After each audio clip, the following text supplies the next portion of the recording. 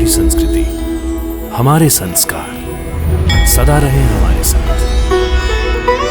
भारत के महान ग्रंथों और काव्यों का संपूर्ण संकलन। सब्सक्राइब करें तिलक।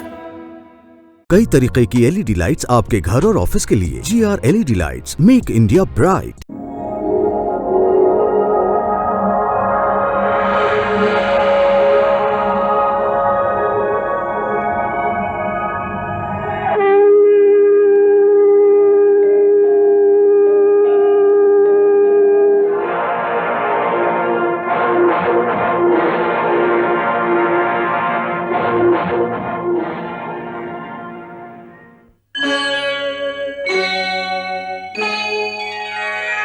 कृष्णा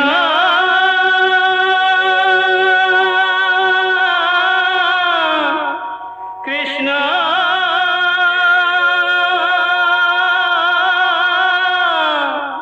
हरे कृष्णा हरे हरे।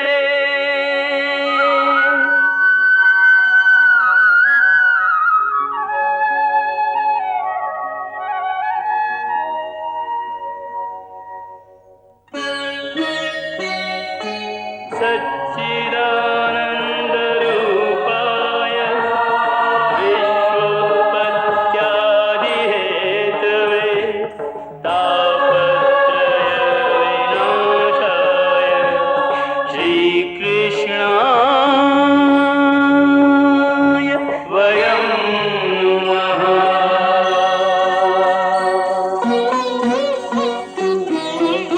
श्रीकृष्ण गोविन्द हरे मुरारे, हे नाथ नारायण वासुदेव। हरे कृष्ण राधे कृष्ण राधे राधे कृष्ण कृष्ण कृष्ण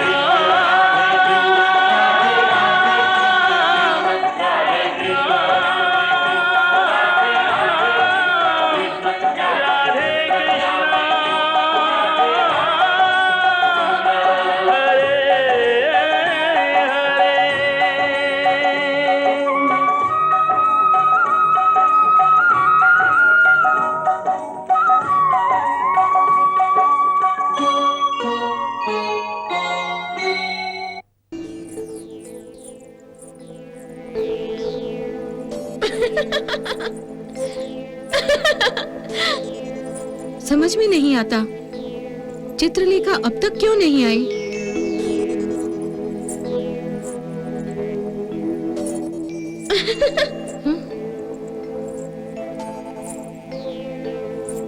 ये मुझे कैसे आभास सुनाई दे रहे हैं। चित्रलेखा की हंसी सुनाई दे रही है। क्या मैं अनिरुद्ध के प्रेम में इतनी बावली हो गई हूँ?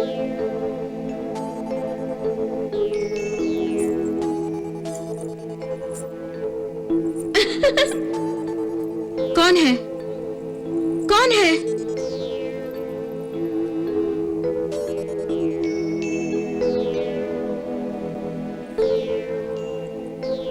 शोणितपुर की राजकुमारी को भ्रमित करने का साहस कौन कर रहा है? आप ही पहचानिए राजकुमारी। चित्रलेखा, तुम ही हो ना? अनिरुद्ध।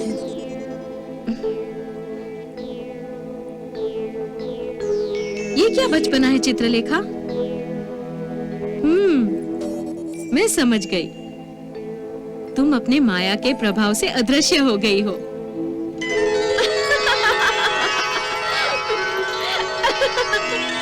उषा, अच्छा, मैं अकेली आई तो ये बचपना हो गया, और यदि मेरे साथ द्वारिका का राजकुमार अनिरुद्ध होता तो?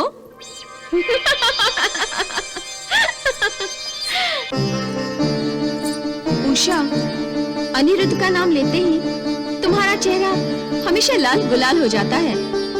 यदि नाम लेने से ही तुम्हारी ये दशा है, तो अगर साक्षात अनिरुद्ध तुम्हारे सामने आ जाएगा तो फिर तुम्हारी क्या दशा होगी? परंतु याद रखो, अनिरुद्ध को उठा लाने की अनुमति मैंने नहीं दी है। उषा, तुम अपने मुंह से कुछ भी कहो, किंतु तुम्हारे मुखमंडल पर तुम्हारे मन की बात प्रेम और लाज की लाली से स्पष्ट लिखी हुई दिखाई दे रही है। चल हट, बड़ी आई प्रेम की भाषा समझाने वाली। हाँ भाई, हम क्या जाने प्रेम की भाषा। वैसे भी हमने कभी प्रेम तो किया ही नहीं और अब करने भी नहीं वाले। क्यों? क्यों? तुम्हारी ये दशा देखकर कौन मूर्ख भला अपने सुख चैन में आग लगाना चाहेगा। दिन रात बस एक ही मनुष्य के सपने देखते रहना, ये भी कोई बात हुई? चित्रलेखा, केसर वाटिका में जाए बिना केसर के फूलों की सुगंध का आनंद क्या होता है, ये कोई कैसे जान सकता है? अच्छा। चित्रलेखा, तुम जिसे एक मनुष्य कह रही हो, वो केवल एक मनुष्य नहीं, मेरी आत्मा है, जिसके बिना ये शरीर निर्जीव होकर रह गया है। उषा, तुम ये सच ही कह रही हो? तुम में अब वो पहले जैसी चंचलता और छलबल कुछ भी तो नहीं रहा। इनके बिना तुम एक निर्जीव पुतले की भांति दिखाई देती हो और अब मैं इस निर्जीव पुतले में फिर से जान डालना चाहती हूँ। प्रणाम असुरेश्वर। प्रणाम महारानी। उषा,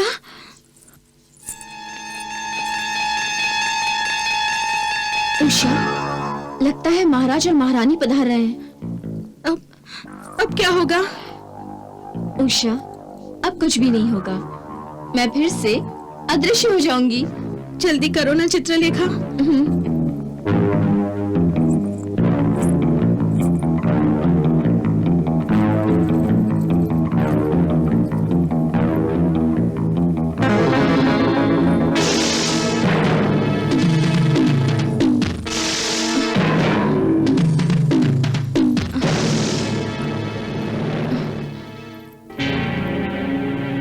किसे ढूंढ रही हो उषा? पिताश्री। क्या यहाँ कोई आया था? प्रणाम पिताश्री। प्रणाम माताश्री।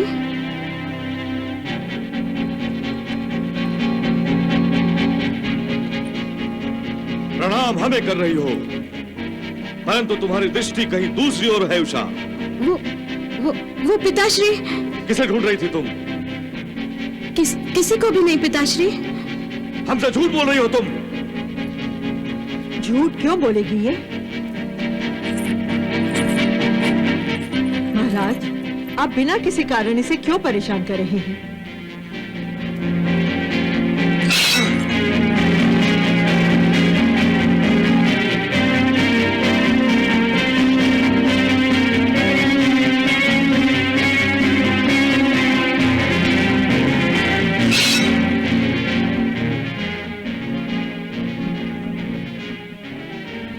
हो गया संतोष? कुछ मिला? वो यहाँ आकर भी तो गया होगा महारानी। महाराज, आप अपनी पुत्री पर संदेह कर रहे हैं? महारानी, आपकी ममता ने आपको अंधा बनाकर रख दिया है, इसलिए सच्चाई क्या है ये जानने का प्रयास नहीं कर रही हैं। परंतु मैं सच क्या है यह अच्छी तरह जान चुका हूं। मुझे संदेह नहीं, विश्वास हो गया है महारानी कि मेरी अवज्ञा करते हुए कोई राजकुमारी उषा से मिलने इस कक्ष में आया था। कोई नहीं पिताश्री। झूठ और सच का अभी निर्णय होगा राजकुमारी। यदि अनिरुद्ध अपनी मायावी विद्या का प्रयोग कर तुमसे मिलने कक्ष में आया है, तो मैं भी मायावी विद्या का प्रयोग कर उसे ढूंढ निकालूंगा। यदि वो यहीं कहीं छुपा है तो मेरी मायावी दृष्टि से अपने आप को छुपा नहीं सकेगा राजकुमारी उषा।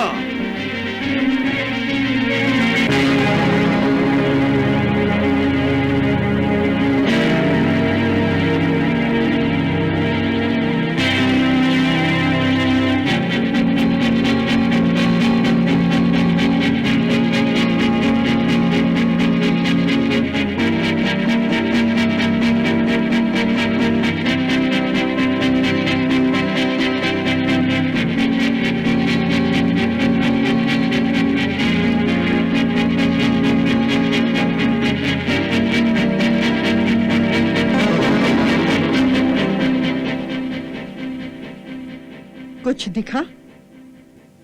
कुछ नहीं। कुछ नहीं?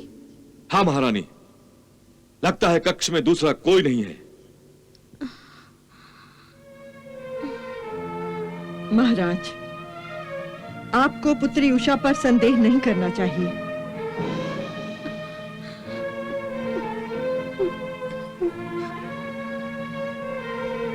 रुला दिया ना? हो गया संतोष?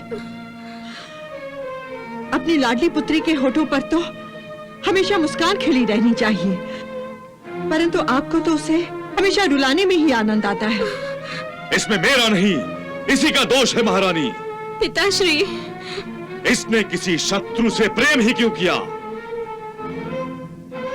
शत्रु पर विजय पाई जाती है, उससे प्रेम या विवाह नहीं किया जाता। शत्रु का स्थान कारागृह में है, हृदय में नहीं उषा। शत्रु का स्वागत तलवार की धार से की जाती है, फूलों के हार से नहीं। सुन रही हो तुम उषा? अनिरुद्ध का विचार अपने मन से निकाल दो उषा। मैं अनिरुद्ध के साथ साथ समस्त द्वारिका को ध्वस्त कर दूंगा और तुम्हारा विवाह किसी अच्छे राजकुमार से करा दूंगा। चलिए महारानी। स्वस्थ निद्रा का आनंद लो पुत्री, चिंता छोड़ दो। माता पार्वती सब ठीक करेगी। चलिए।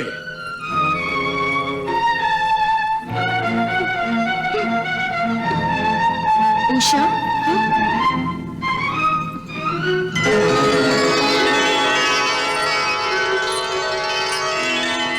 चित्रलेखा, मैं तो सचमुच डर गई थी। क्यों उषा? अगर पिताश्री ने तुम्हें मायावी दृष्टि से देख लिया होता तो? कैसे देख लेते वो? मैं तो पहले ही कक्ष से बाहर हो गई थी और जैसे ही महाराज और महारानी कक्ष से बाहर गए, मैं तत्काल यहाँ लौट आई और अब मैं जा रही हूँ तुम्हारे अनिरुद्ध को लेने के लिए। नहीं नहीं चित्रलेखा, अनिरुद्ध के यहाँ होने के संदेह पर पिताश्री ने इतना शोर मचा दिया था। अगर वो सचमुच यहाँ आ गए और पिताश्री को पता चला तो समझो प्रलय ही आ जाएगा। कुछ नहीं होगा उषा, और जब प्रेम किया है तो फिर डरना छोड़ दो और खतरे से खेलना सीखो। परंतु बस अब मैं कुछ नहीं सुनूंगी, मैं जा रही हूँ। मेरी प्रतीक्षा करना और जब मैं लौटूंगी तब मेरे साथ होगा तुम्हारा चितचोर राजकुमार अनिरुद्ध।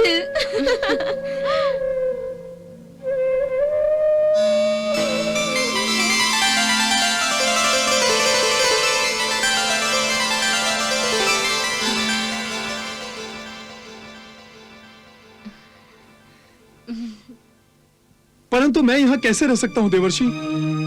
देवर्षि, मैं अपने स्वप्न सुंदरी के दर्शन करना चाहता हूँ, उसे ढूंढना चाहता हूँ।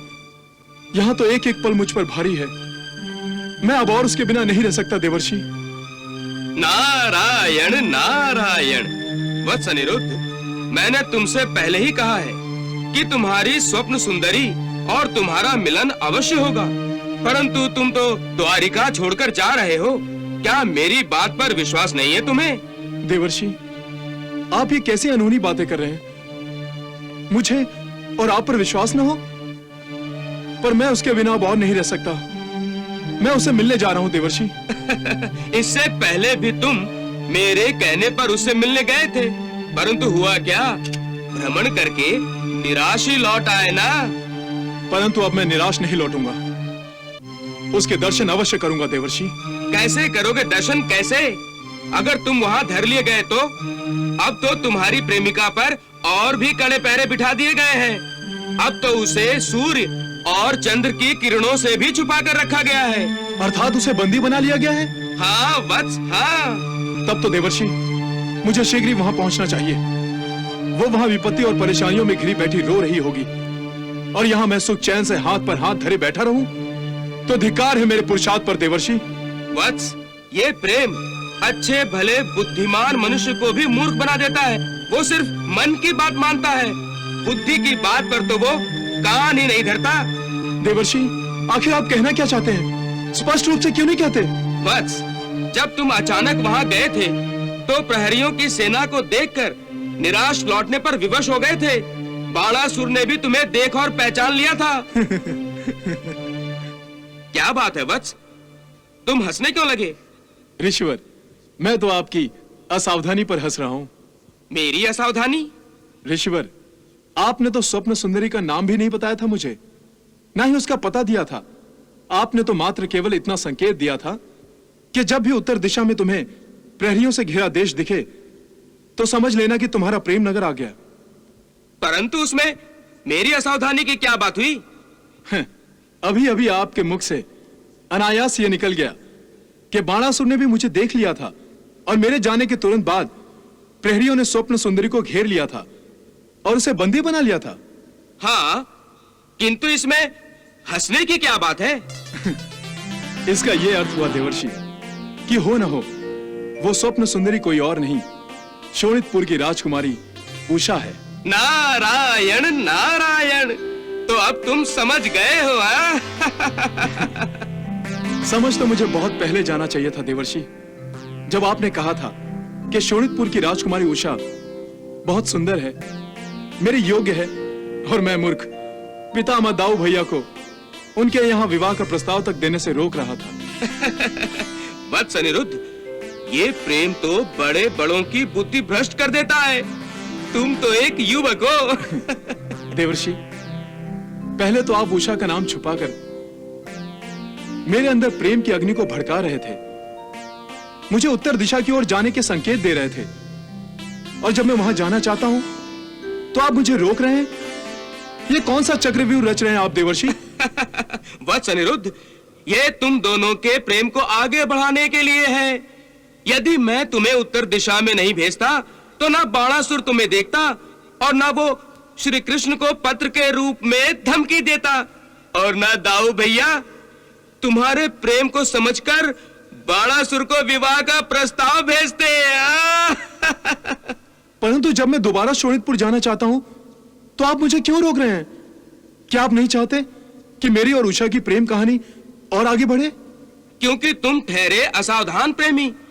यदि अब तुम वहां गए और धर लिए गए तो बाणासुर के हाथों में एक ऐसा अस्त्र आ जाएगा कि वो श्री कृष्ण के विरुद्ध अपने को और भी शक्तिमान समझने लगेगा, क्योंकि वो जानता है कि तुम श्री कृष्ण और दाऊ भैया की कमजोरी हो। बात तो आप ठीक कह रहे हैं ऋषिवर। इसका अर्थ यह हुआ कि आपने जो स्वप्न सुंदरी के बारे में मुझे संकेत दिए थे वो स्पष्ट थे, वो संयोग नहीं था। यह सब आपने जानबूझकर किया था ना देवर्षि?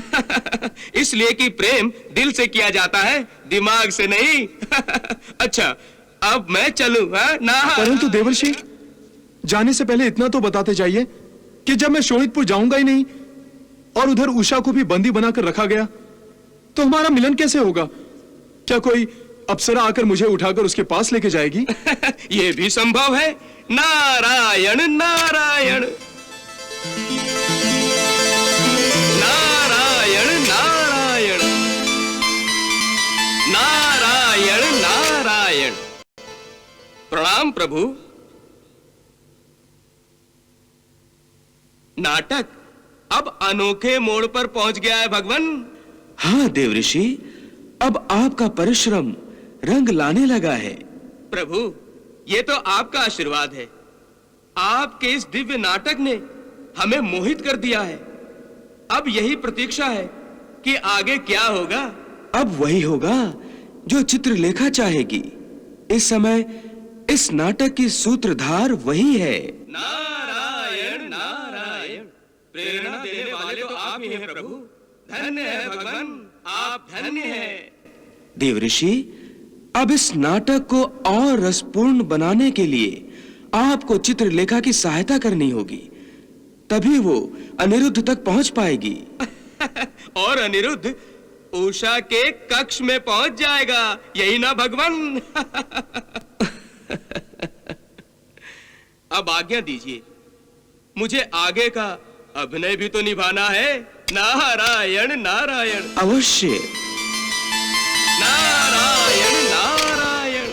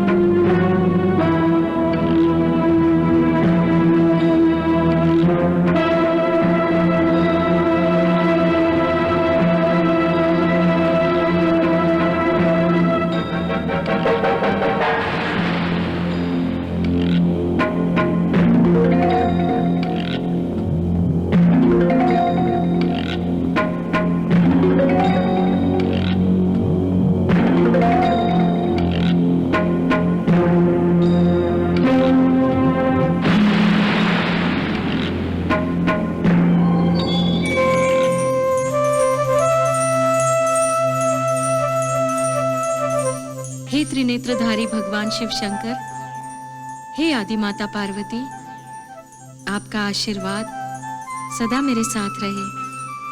हे आदि माता पार्वती, आपने मेरे लिए उत्तम वर का ही चयन किया है और आपके दर्शाए हुए सपने को ही मैंने सत्य मान लिया है और सपने में हुए विवाह को भी सत्य मानकर उन्हें भी अपना पति स्वीकार कर लिया है। हे आदि माता पार्वती, मेरे पति को तो अधिकार है कि वो आए और मुझे बलपूर्वक ले जाए, परंतु मेरे पति को तो मेरा पता मालूम ही नहीं। वो आए भी और बिना मिले ही चले गए। अपने पति के वियोग में मुझे तड़पता देखकर मेरी सखी चित्रलेखा से रहा नहीं गया और वो राजकुमार अनिरुद्ध का अपहरण करने के लिए गई है। हे पार्वती मैया, आपसे और भगवान भोलेनाथ से यही प्रार्थना है कि आप दोनों मेरी लाज की रक्षा करें और चित्रलेखा और उनको हर हाल में सुरक्षित रखें।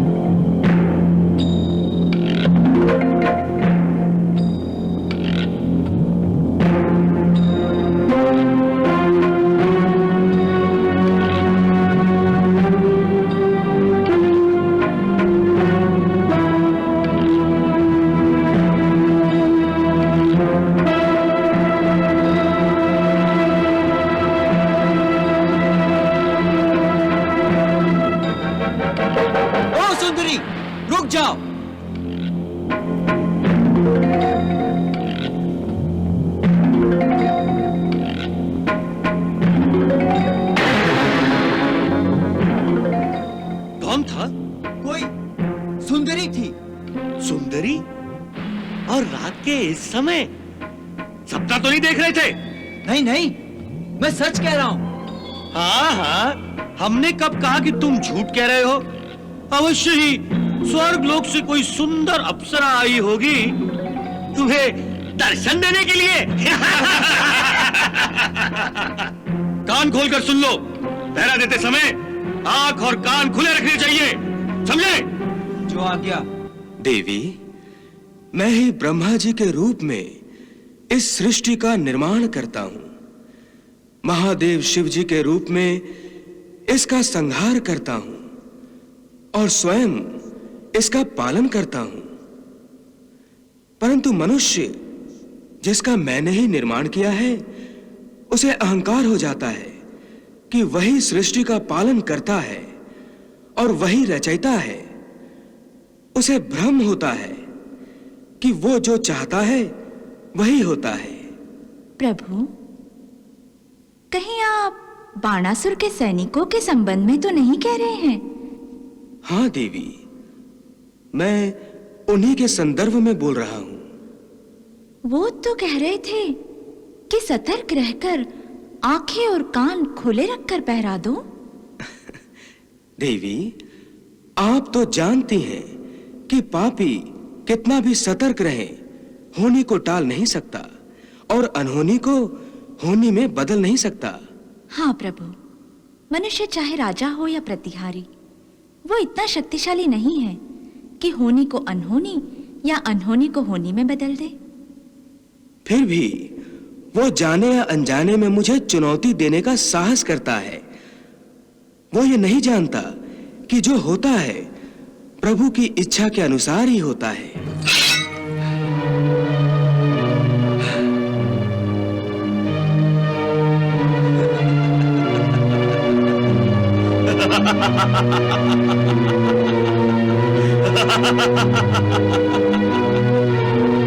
ये क्या महाराज, इस समय आपके हाथ में तलवार?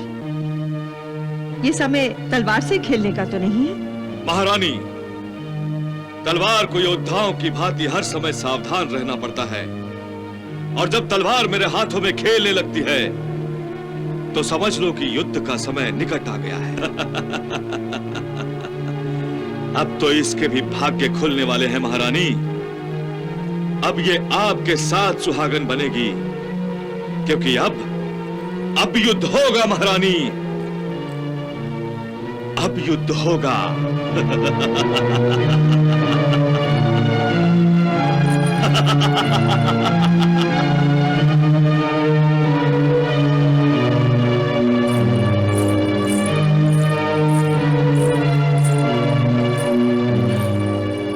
क्या हुआ महारानी? आपने फिर से युद्ध की बात छेड़ दी महाराज।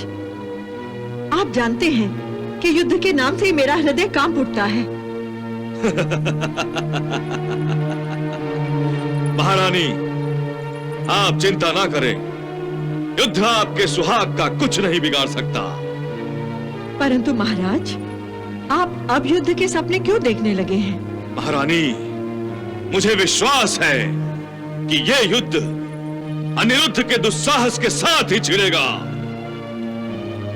वो उषा से प्रेम का झूठा नाटक रचाने के लिए फिर शोणितपुर आएगा, और तब मैं उसे जीवित नहीं छोड़ूंगा महारानी, जीवित नहीं छोड़ूंगा। परंतु कैसे? अभी बताता हूं महारानी।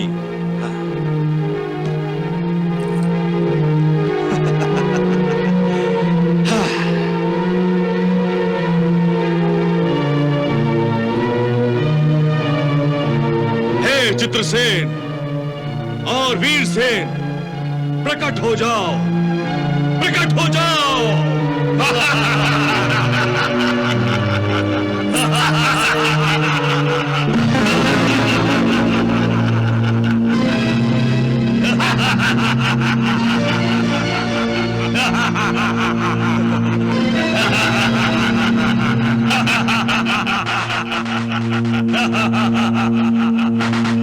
त्रिलोक विजेता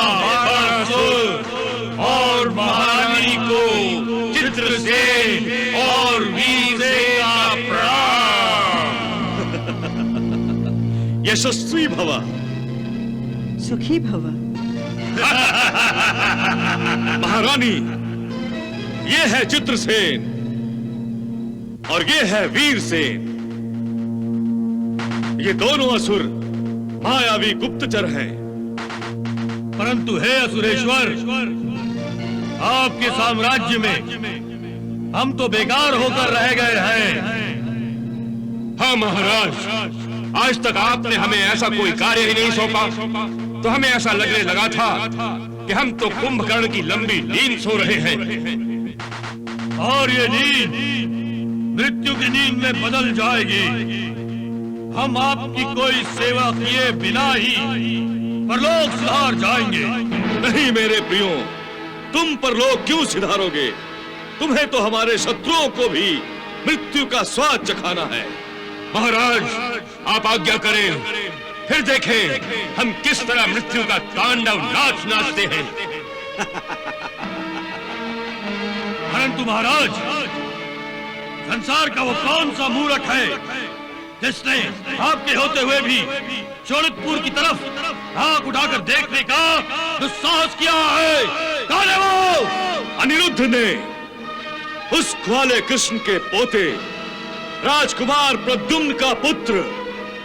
उसने हमारे मान सम्मान के साथ खिलवाड़ करने और हमारी पुत्री राजकुमारी उषा के साथ आंखें लड़ाने का दुस्साहस किया है। हम उसकी आंखें नोच डालेंगे। महाराज, हम उसके अंगों के टुकड़े टुकड़े करके अंतरिक्ष की विभिन्न दिशाओं में फेंक देंगे, जिसे माया भी चुनकर छोड़ नहीं सकेगी। नहीं चित्रसेन और वीरसेन, तुम दोनों ऐसा नहीं करोगे। परंतु क्यों असुरेश्वर? इसलिए कि अनिरुद्ध मेरा अपराधी है, उसे मैं दंड देना चाहता हूं। मैं उसके द्वारा भयंकर युद्ध छेड़कर अपनी युद्ध की कामना पूरी करना चाहता हूं। तो फिर हम क्या करें असुरेश्वर? तुम दोनों द्वारिका जाओगे और अनिरुद्ध को अपनी दृष्टि में रखोगे कि वो क्या करता है, कहां जाता है। उसके एक एक पल का समाचार मुझे मिलना चाहिए।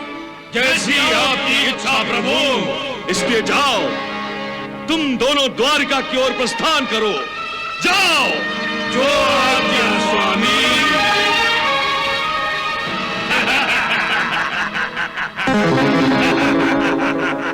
महाराज, आपका अपने इन दोनों मायावी असुरों पर पूर्ण विश्वास करना उचित नहीं है। क्यों उचित नहीं है महारानी? इसलिए क्योंकि श्री कृष्ण मायापति हैं और उनका पोता अनिरुद्ध माया विद्या में निपुण है।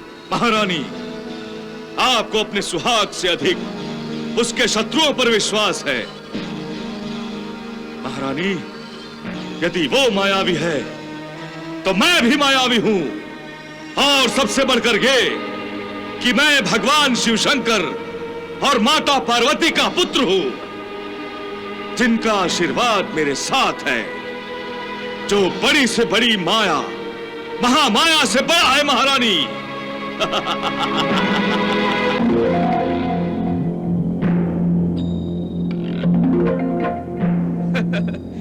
नारायण नारायण।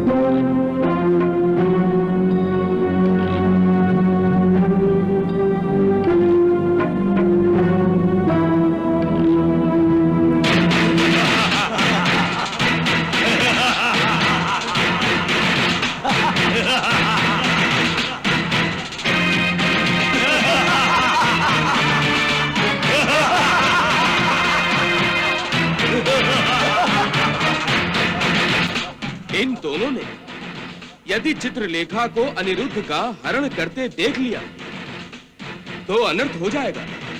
समस्या गंभीर है। नारायण नारायण।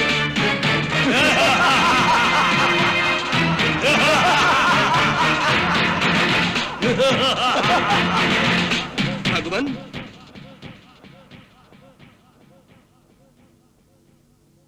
भगवान, असुर राज बाणासुर ने अपने दो मायावी असुरों को अनिरुद्ध की गतिविधियों का समाचार देने के लिए भेजा है।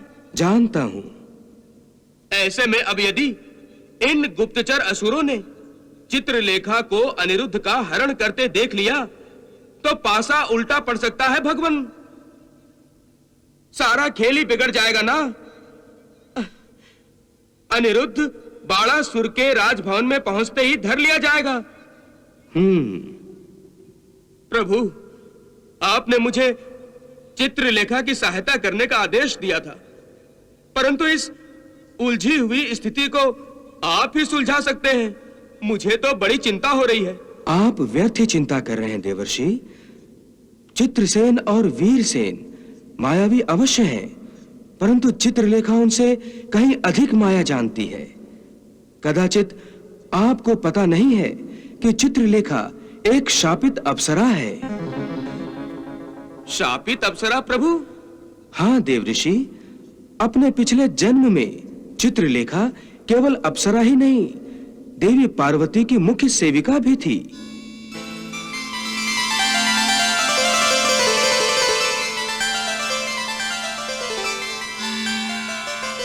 प्रभु, चित्रलेखा देवी पार्वती की लाडली सेविका थी। फिर ऐसा क्या हुआ कि वो शापग्रस्त हो गई और उसे असुर योनि में जन्म लेना पड़ा? यह उस समय की बात है जब एक दिन महादेव शिव जी और देवी पार्वती द्यूत क्रीड़ा में मग्न थे।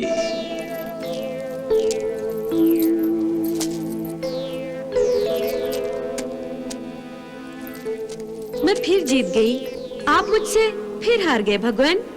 ये आप बार बार, वो भी लगातार, कैसे जीत जाती हैं?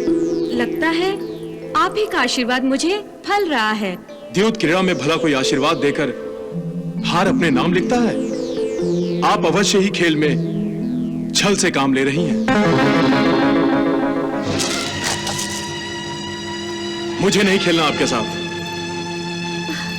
भगवान, आपने अपनी पत्नी पर संदेह प्रकट करके और आरोप लगाकर मेरे विश्वास को ठेस पहुंचाई है। पति पत्नी में यदि विश्वास ही ना हो तो सब व्यर्थ है। प्रभु, उन्हें रोकिए।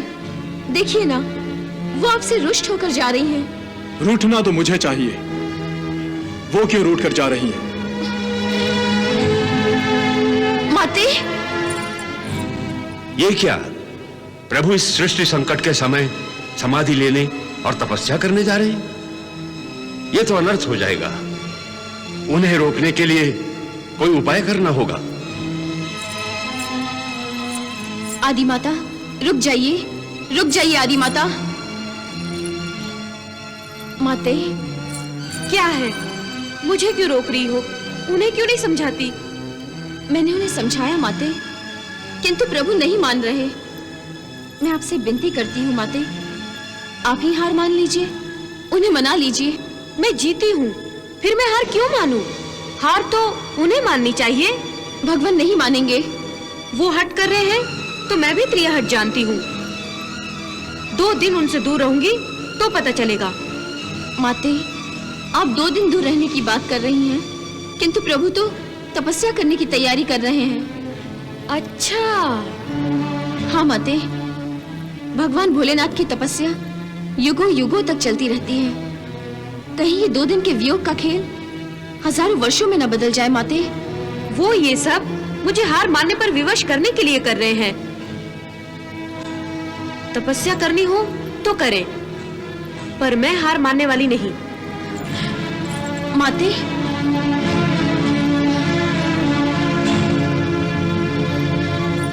हे नारायण, न भगवान भोलेनाथ मान रहे हैं, न माता पार्वती ही अपना हट छोड़ रही हैं। अब मैं करूं भी तो क्या करूं?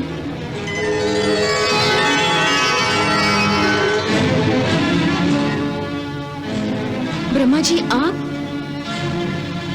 प्रणाम है विश्व विधाता। सुखी भव। अच्छा हुआ जो आप यहाँ पधारे और दर्शन दिए। प्रभु, भगवान भोलेनाथ और माता पार्वती की रूठा रूठी में मैं तो संकट में आ गई थी। संकट में केवल तुम नहीं, संपूर्ण त्रिलोक संकट में आ जाएगा। संपूर्ण त्रिलोक संकट में आ जाएगा? हाँ, यदि भगवान भोलेनाथ को तपस्या में ध्यानस्थ होने से रोका नहीं गया तो सब संकट में आ जाएंगे। किसी की मति मारी गई है जो त्रिनेत्रधारी भोलेनाथ चंद्रशेखर को तपस्या से रोकने का दुस्साहस करेगा। क्रोध में यदि उन्होंने अपनी तीसरी आंख खोल दी तो उसे एक क्षण भस्म करके रख देंगे। भोलेनाथ की तपस्या देवी पार्वती के अतिरिक्त और कोई भंग करेगा तो उनके प्रकोप से बच नहीं सकेगा। और क्या प्रभु, परंतु माता पार्वती तो उनसे रूठी हुई हैं, वो उन्हें तपस्या से नहीं रोकेंगी। फिर कौन रह जाता है जो उनकी तपस्या को भंग करे या उन्हें तपस्या से रोके? केवल तुम। मैं? हाँ, तुम। केवल तुम ही इस समय भगवान शिव को तपस्या में लीन होने से रोक सकती हो। परंतु प्रभु। परंतु ये कि तुम उनके प्रकोप से भयभीत हो, यही ना? हाँ। परंतु त्रिलोक के कल्याण के लिए तुम्हें इस प्रकोप को जानबूझकर सहना होगा। मुझे ये तो बताइए कि अंततः त्रिलोक पर ऐसी क्या आपत्ति आन पड़ेगी? निश्चित विधि अनुसार अधर्मी असुरों का विनाश भगवान शिव के हाथों ही होना है। यदि वही तपस्या में लीन हो गए तो फिर हजारों वर्षों तक, जब तक उनकी तपस्या समाप्त नहीं होती, असुरों का विनाश नहीं हो सकेगा। तब तो समस्या सचमुच ही अति गंभीर है। इसलिए तुम्हें तत्काल भगवान शिव शंकर को तपस्या में लीन होने से रोकना होगा। परंतु कैसे रोकूं उन्हें मैं? मेरी बात वो क्यों मानेंगे?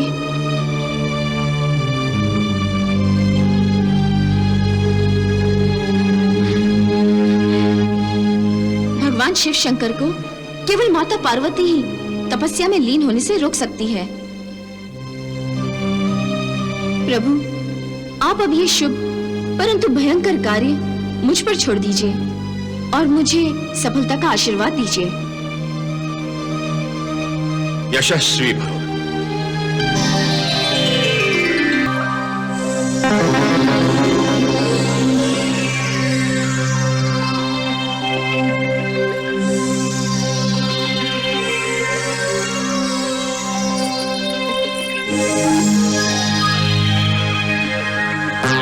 रुक जाइए भोलेनाथ, रुक जाइए।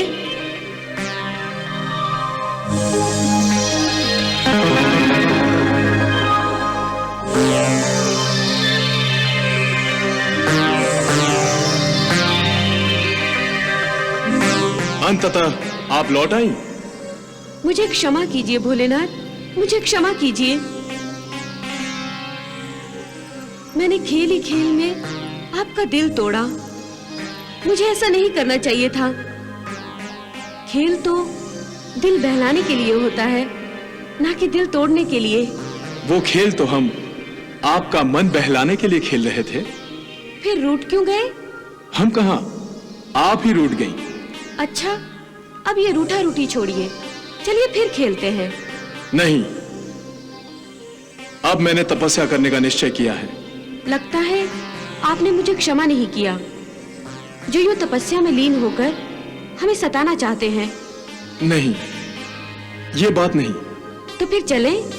नहीं, अब मन नहीं लगेगा।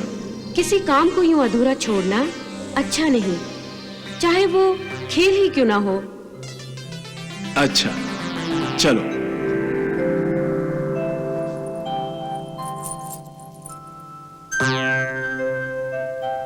आप आराम करें। नहीं, पहले आप खेलें। जैसी आपकी इच्छा। अब की बार आप ही जीतेंगे। क्यों? हम ही क्यों जीतेंगे? इसलिए कि हमें तो खेलना ही नहीं आता। क्या? मेरा अर्थ ये था कि मेरा मन कर रहा है कि आप ही जीतेंगे, इसलिए आपको जीतना चाहिए। पहले आपका मन नहीं कर रहा था कि हम जीतें? उस समय तो बस आपको हरा हरा कर सताने को मन कर रहा था। अच्छा।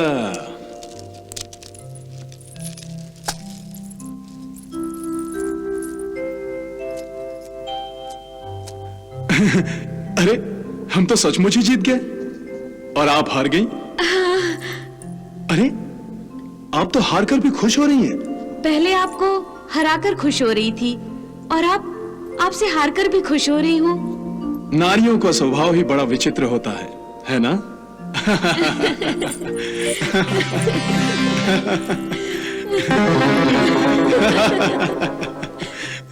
ये सब क्या हो रहा है?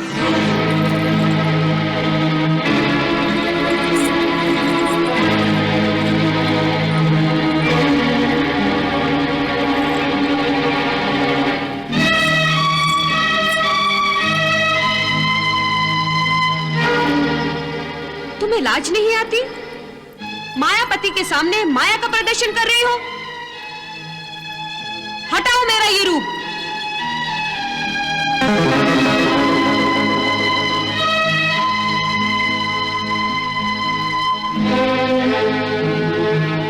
मेरा रूप धारण करके मेरे ही प्रेम संपत्ति लूटना चाहती थी? नहीं नहीं माते, भगवान भोलेनाथ को इतना भोला समझ लिया था मूर्ख कि वो तुम्हारे माया जाल में फंस जाएंगे? नहीं माते, ये माया जाल नहीं, केवल खेल था। अब तुम्हें इस भयंकर खेल का भयंकर दंड भी भोगना होगा। मुझे क्षमा कर दीजिए माते, मुझे क्षमा कर दीजिए।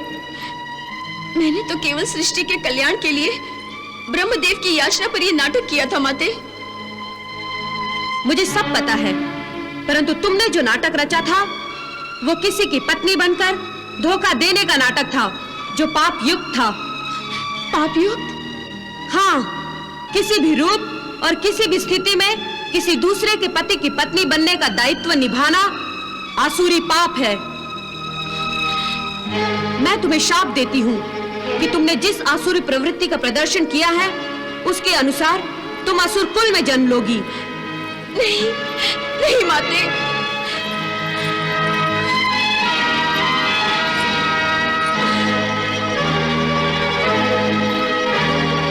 हे ब्रह्मदेव, यह आपने मुझे किस संकट में डाल दिया प्रभु? क्या सृष्टि को संकट से बचाने का यही बदला है?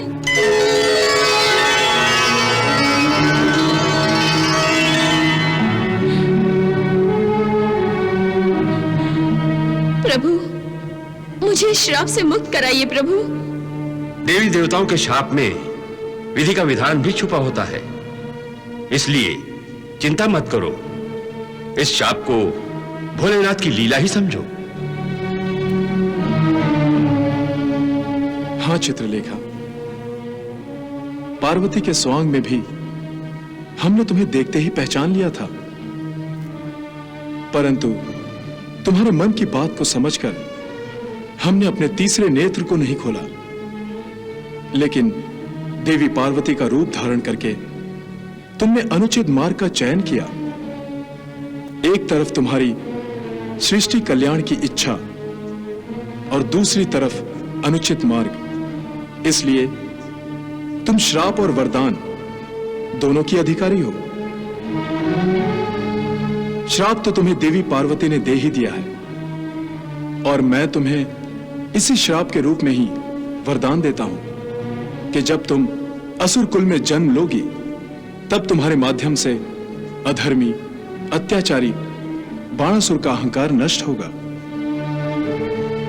और भगवान विष्णु के अंश अवतार भगवान श्री कृष्ण के हाथों बाणासुर का वध होगा। बाणासुर के वध के साथ ही तुम देवी पार्वती के श्राप से मुक्त हो जाओगी।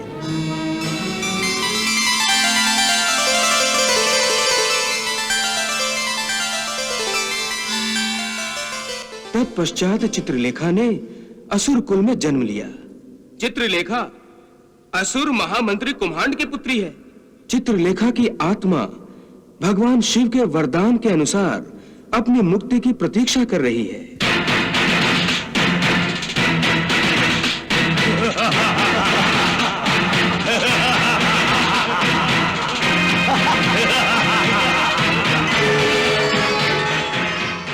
कृष्णा